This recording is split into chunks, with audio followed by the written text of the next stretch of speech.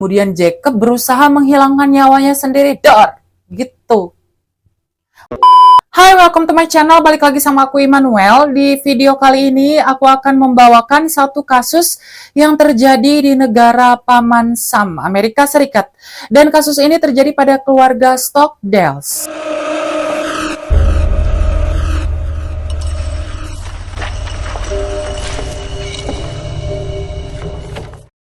Keluarga Stockdales terdiri dari seorang ayah bernama Timothy Stockdale berusia 48 tahun, istrinya bernama Catherine Barbara Stockdales berusia 44 tahun, anak pertama mereka bernama Calvin 19 tahun, Charles 16 tahun, Jacob 15 tahun, dan si bungsu James berusia 11 tahun. Keluarga Stockdale tinggal di daerah terpencil yang jauh dari perkotaan di Stark Country, Ohio. Dan mereka dikenal sebagai keluarga yang sangat religius dan konservatif. Timothy dan Catherine adalah orang tua yang tegas terhadap anak-anaknya. Mereka memberlakukan aturan yang sangat ketat di rumah.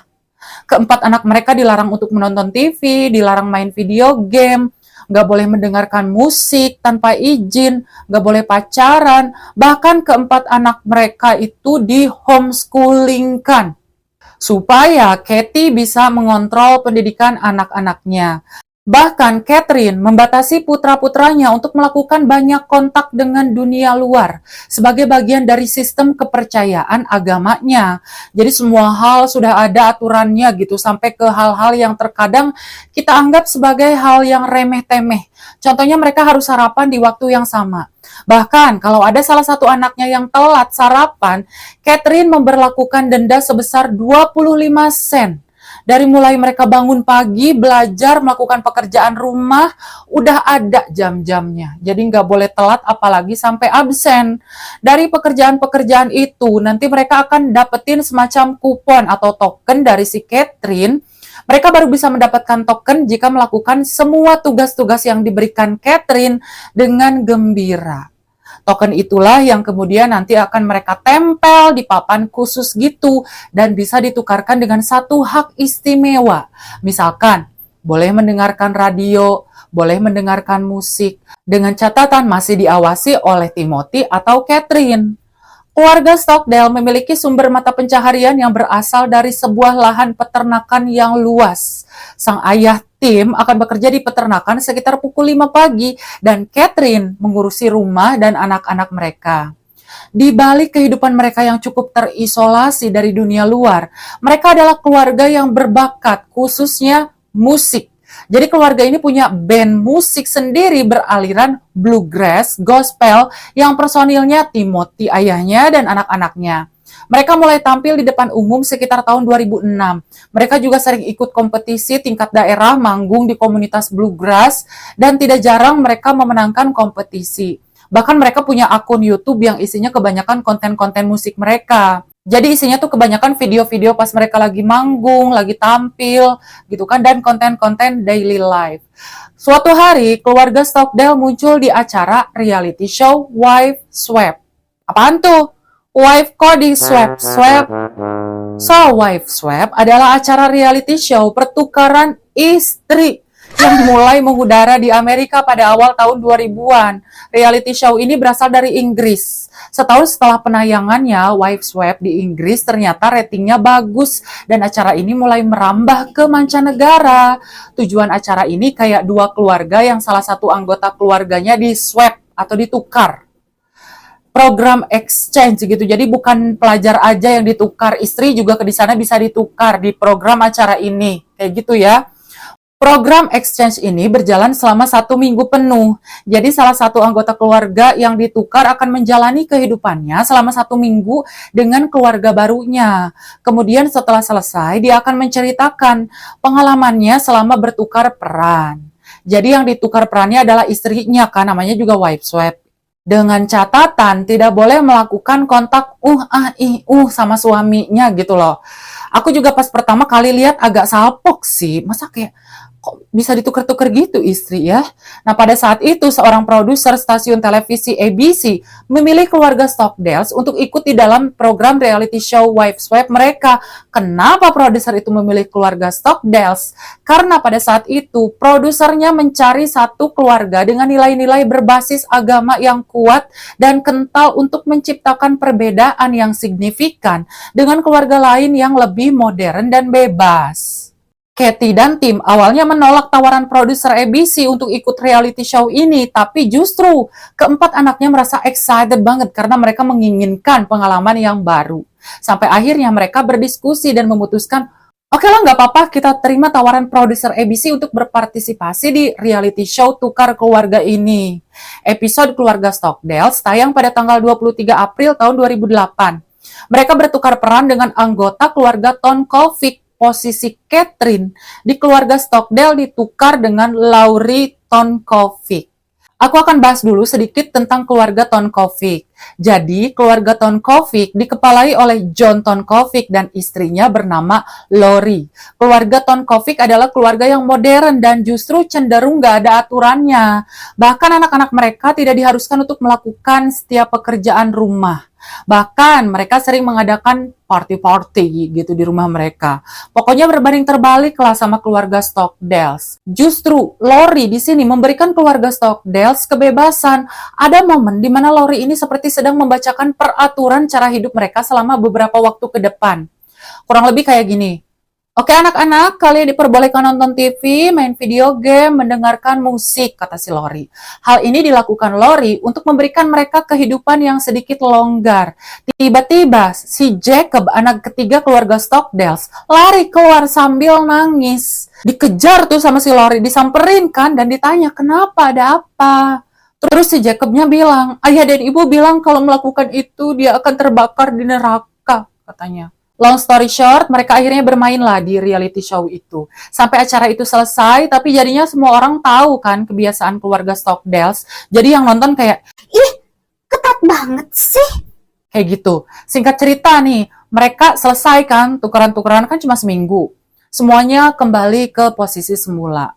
Beberapa tahun kemudian, pada tahun 2017, Kelvin dan Charles memutuskan untuk tinggal jauh dari orang tuanya karena Kelvin kuliah di Michigan sementara Charles kuliah di Philadelphia dan mereka secara resmi juga keluar dari band keluarga karena kesibukan belajar mereka.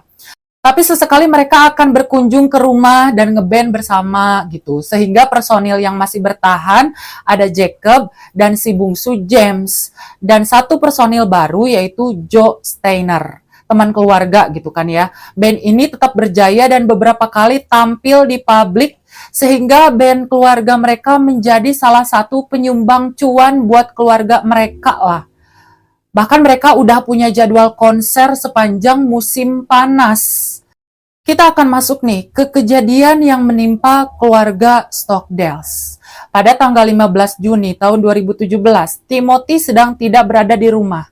Di antara jam 1 siang hingga jam 3 sore, seorang tetangga keluarga Stockdale bernama Harry sempat mendengar bunyi suara tembakan yang terdengar dari kejauhan. Hal tersebut terjadi berturut-turut, kemudian berhenti lalu tiba-tiba ada bunyi susulan sebanyak 5-6 kali tembakan.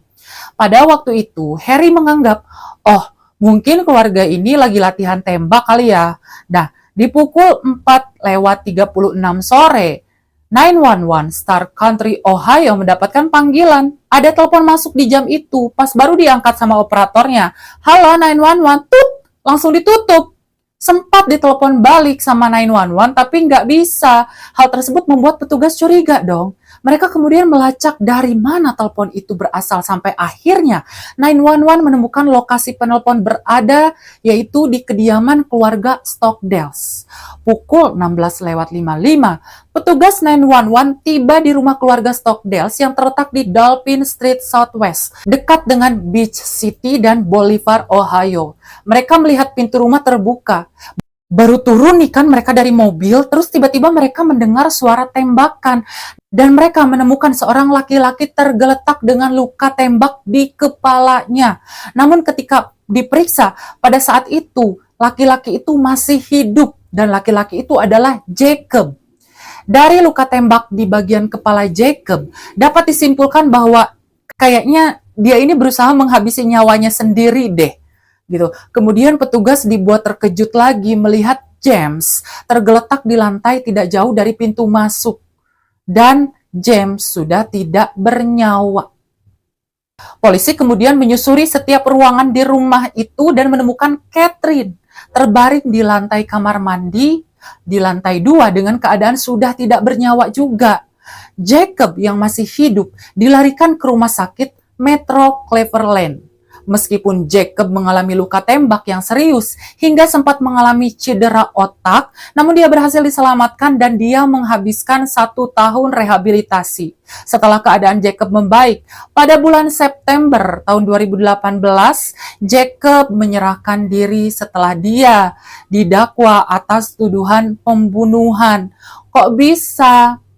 Ternyata yang membunuh Catherine dan juga James adalah Jacob. Kemudian Jacob berusaha menghilangkan nyawanya sendiri. Gitu. Pada awal tahun 2019, pengacara Jacob mengajukan evaluasi psikologis sebelum Jacob benar-benar bisa diadili. Hal tersebut kemudian ditinjau oleh pengadilan dan setelah dilakukan pemeriksaan, Jacob diduga mengalami gangguan kejiwaan dan proses hukum untuk kasusnya sempat ditunda sampai dia dianggap layak untuk diadili.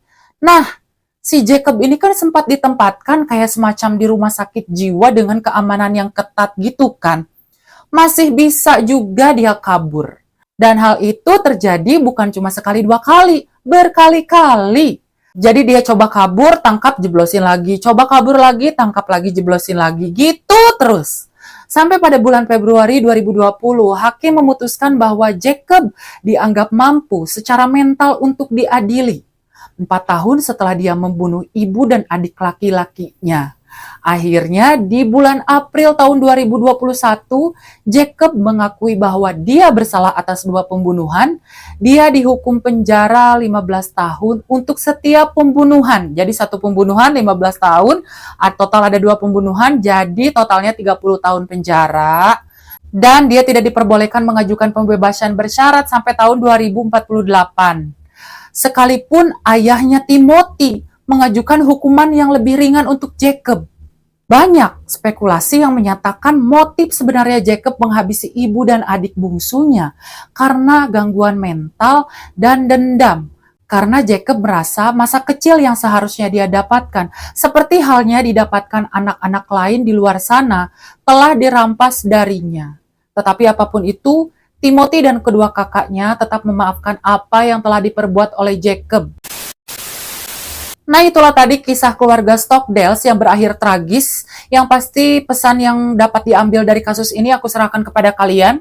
Silahkan kalian boleh tulis di kolom komentar. Dan sekian dulu video dari channel Immanuel 123 Hore. Buat kalian yang nggak sengaja klik video ini, jangan lupa untuk tinggalkan jejak dengan cara klik like, subscribe, sekalian nyalain lonceng notifikasinya by request. Apapun itu kasus kriminal, teori konspirasi, sejarah, biografi, dan misteri, silahkan tulis di kolom komentar. See you on the next video. Dadah!